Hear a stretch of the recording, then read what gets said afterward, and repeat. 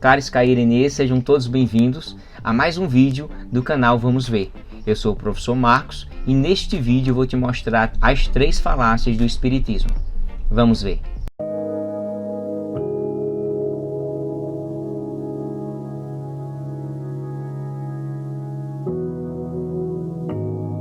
Sejam bem-vindos, eu sou o professor Marcos e eu vou te informar, vou te orientar sobre as 3 falácias do Espiritismo.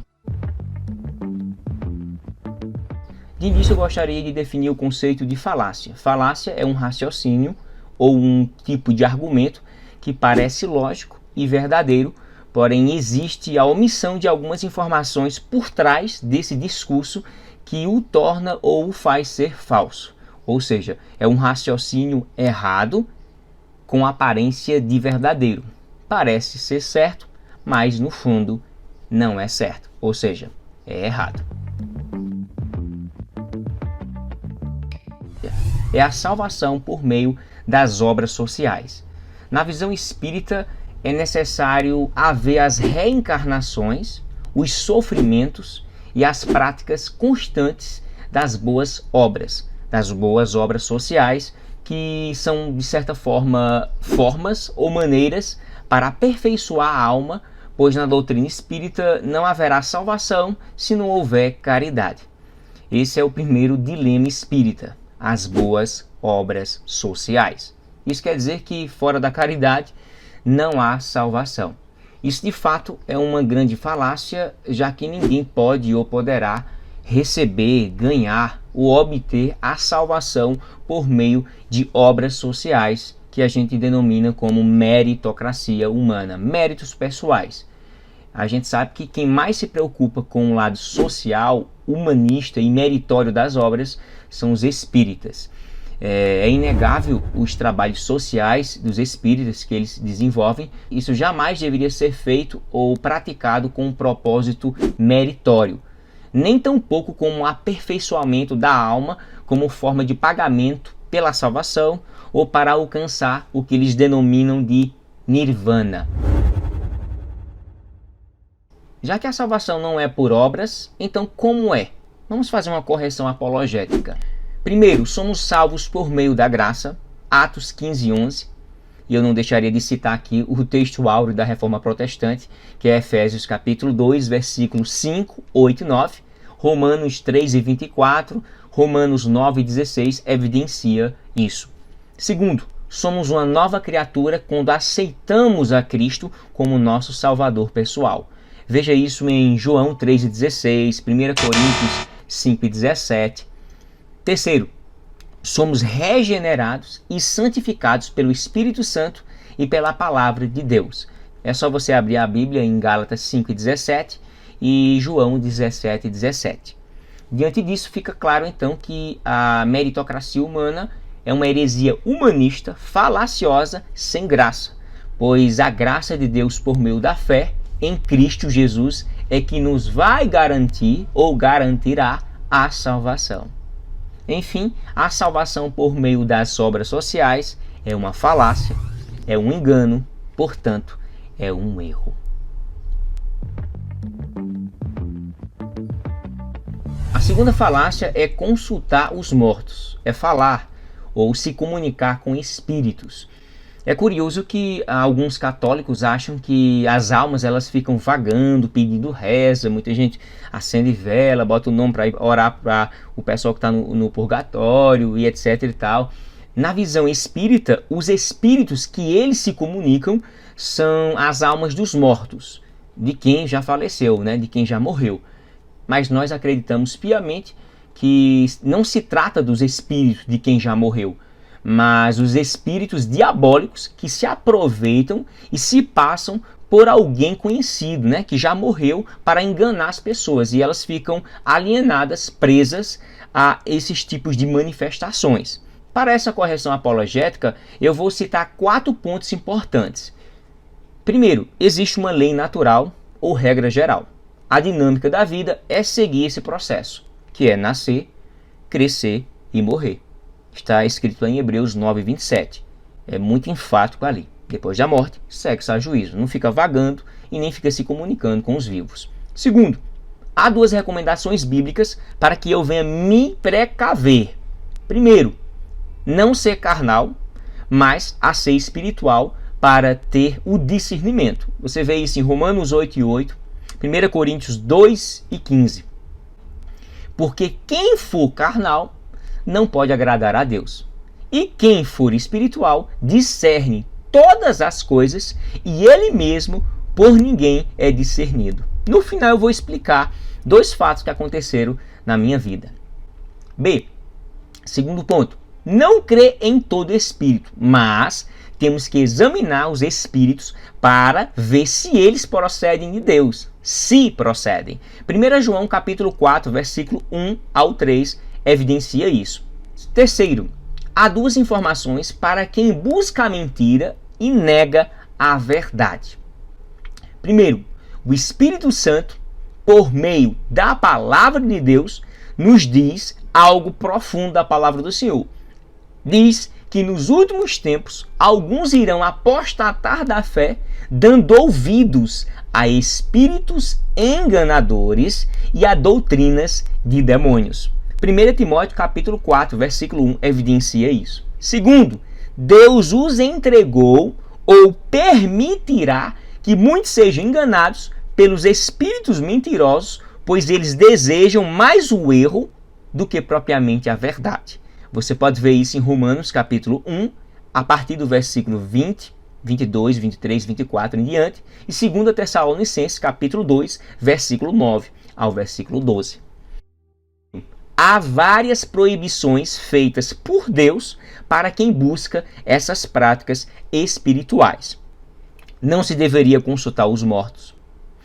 Não deveria consultar os espíritos, adivinhos, prognosticador, entre tantos, né? Pois quem faz ou permanece em tais atos é abominável aos olhos de Deus. E você pode ver isso em Êxodo 22, 18, Levítico 26 e 27, 19 e 31, Deuteronômio 18 e 10, 1 Samuel 28, do versículo 3 ao versículo 25. Há inúmeros versículos. E terceira falácia é a reencarnação. Segundo Hippolyte Léon Denisart Rival, sob o pseudônimo de Allan Kardec, diz que nascer, crescer, morrer, renascer ainda e progredir sempre. Tal é a lei. Traduzindo, uma pessoa se encarna para ser punida pelo que aconteceu em outras vidas passadas. Vou abrir um parênteses aqui. A pessoa não lembra dos atos ruins que cometeu no passado. Isso logo se torna ou se tornará consequentemente um tipo de ciclo vicioso de reencarnações.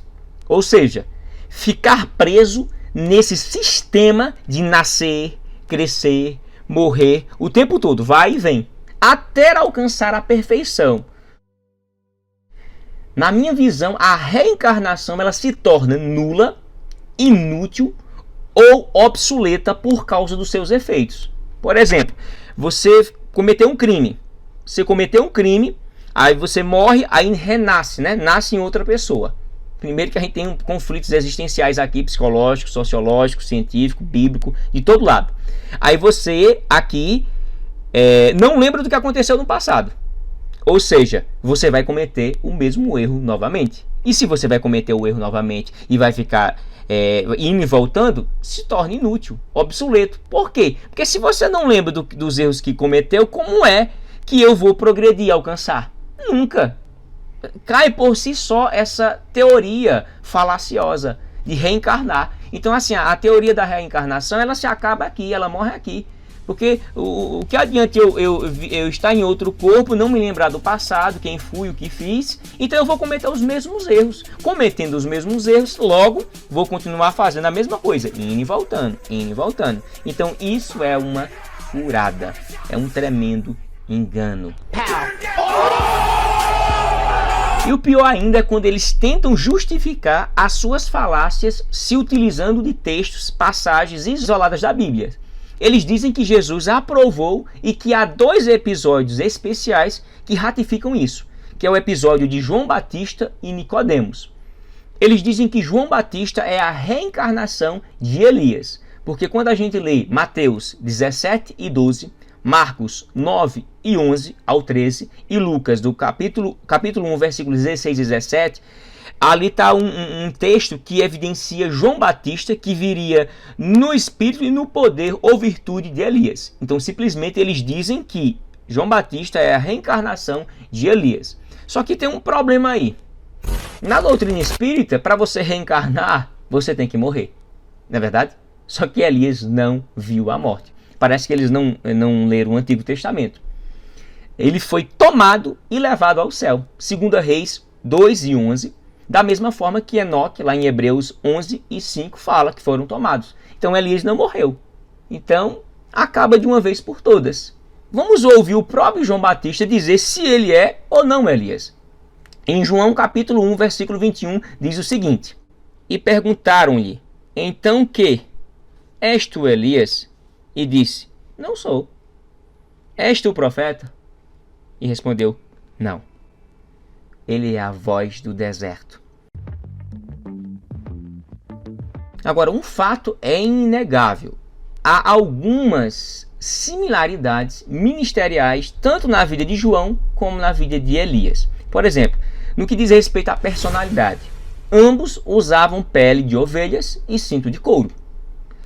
A homilética, a pregação deles, eram sobre arrependimento e castigo, ambos.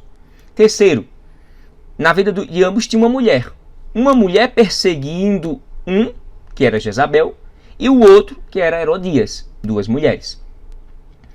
Quarto, problemas. Um tinha problema com os profetas de Baal e o outro tinha com os fariseus, que é, no caso, João Batista. Sucessores. Um tinha Eliseu e o outro tinha Jesus. E, por fim, o Espírito. Ambos eram guiados pela mesma ação do Espírito profético, o Espírito Santo.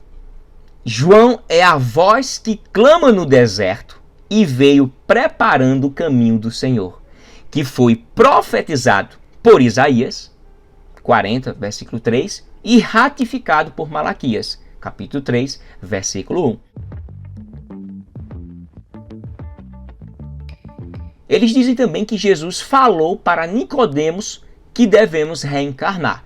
João 3 e 3 diz o seguinte: Jesus respondeu e disse-lhe, na verdade te digo, que aquele que não nascer de novo não pode ver o reino de Deus. Eles acreditam que aqui o termo nascer de novo significa nascer com uma ideia de reencarnação. Só que aqui não é sobre isso. Não precisa nem fazer uma análise mais profunda, uma análise exegética do texto, nem se utilizar de nada aqui. E o próprio Nicodemos ficou confuso. O que seria esse nascer de novo? Se ele achasse que era sobre o Espiritismo, ele não tinha ficado em dúvidas e diria, mestre, é sobre o Espiritismo? E o próprio Jesus ia dizer, claro que não. Disse-lhe Nicodemos, como pode, olha a dúvida de Nicodemos, como pode um homem nascer? Disse-lhe Nicodemos, como pode um homem nascer sendo velho? Pode, porventura, tornar a entrar no ventre de sua mãe e nascer? Olha a pergunta dele. Jesus respondeu, na verdade te digo, aquele que não nascer da água e do Espírito não pode entrar no reino de Deus. Jesus está falando aqui sobre regeneração, nada de reencarnação. Os espíritas confundem muito e adulteram o conceito de regeneração, acham que é reencarnação. Da mesma forma que eles acreditam na ressurreição com a perspectiva de reencarnação. Eles adulteram o conceito. Não há uma ressurreição, há uma reencarnação. Não existe regeneração, existe reencarnação. Eles alteram tudo, certo? Tudo para ratificar a sua doutrina. Eu poderia até explicar aqui mais profundamente, mas o vídeo vai ficar muito longo. Eu vou só sintetizar no seguinte. Quando o próprio Jesus diz assim, é necessário nascer de novo, essa palavra no grego, anoven, significa algo profundamente belo. Não quer dizer reencarnar. Na visão dos espíritos, eu acho que se eles tivessem uma Bíblia, como os testemunhos de Jeová têm, né, e podem fazer o que querem, alterar textos, passagens, termos ao léu, sem levar em consideração os originais. Se os espíritos tivessem uma Bíblia própria, eles iam adulterar aqui dessa forma, viu? Observe. E disse-lhe, na verdade te digo que aquele que não nascer de novo, não pode ver o reino de Deus. Eles iriam repetir várias vezes o termo de novo e novamente até chegar à perfeição. Então não existe isso. O de novo aqui, que é no nosso português, no original grego significa nascer do alto, nascer de cima, nascer dos céus, nascer de Deus, ser regenerado, uma nova criatura. A Bíblia diz em 1 Coríntios 5,17 o seguinte: assim que quem está em Cristo, nova criatura é. As coisas velhas já passaram e eis que tudo se fez novo. Esse versículo para mim é chave. É tudo novo. Você não vai ficar vivendo ou revivendo coisas do passado. As coisas velhas já passaram, ou seja, você não vai ficar voltando como um karma para você tentar melhorar a sua alma e você chegar a ser um iluminado ou chegar no último nível chamado de nirvana. De jeito nenhum. Não existe essa bitolagem psicológica, essa lavagem, esse malabarismo bíblico, né? Tentar conciliar a Bíblia com o espiritismo.